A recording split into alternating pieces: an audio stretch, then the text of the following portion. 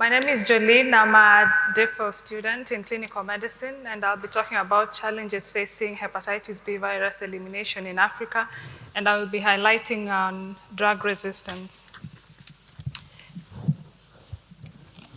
Just to give a background, hepatitis B is a highly infectious virus that affects the liver, causing acute and chronic liver disease, and in some instances, liver cancer.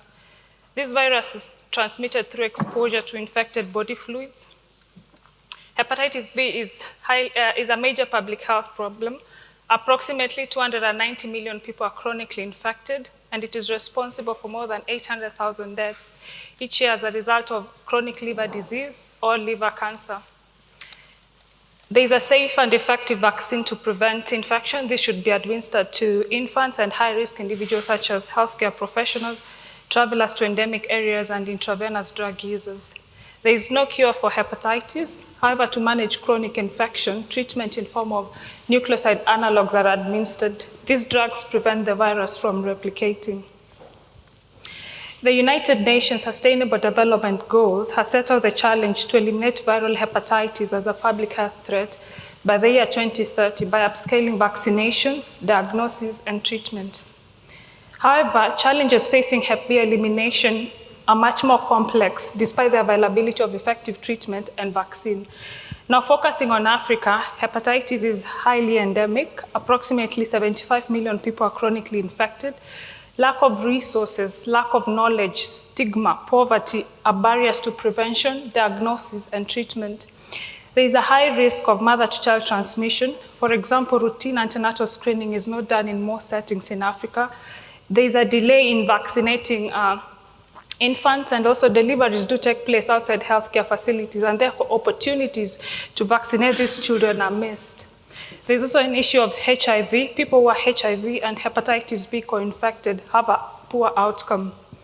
On the left of the slide, these are real-life testimonies from Kenya showing the socioeconomic impact of hepatitis B diagnosis. So why should we be concerned about resistance? Drugs, treatment for hepatitis prevent the virus from replicating. However, there are viruses that have mutations that make them resistant to treatment. These viruses survive and multiply and can be transmitted to uninfected individuals. So people who are infected with resistant viruses do not respond to treatment and therefore remain at risk of developing chronic liver disease or liver cancer. And therefore, in light of resistance, hepatitis B virus remains uncontrolled. So what am I doing and what do I plan to do? I have published a systematic literature review that describes the frequency, co-occurrence, and distribution of resistance in Africa. This work demonstrates the very limited data from Africa and also the inherent bias of diagnosis and treatment of HIV, hepatitis B, diagnosis of people who are HIV and hepatitis B diagnosed. Our research group is developing a method that can explore the genetic structure of hepatitis, giving us an opportunity to identify changes within the virus associated with resistance.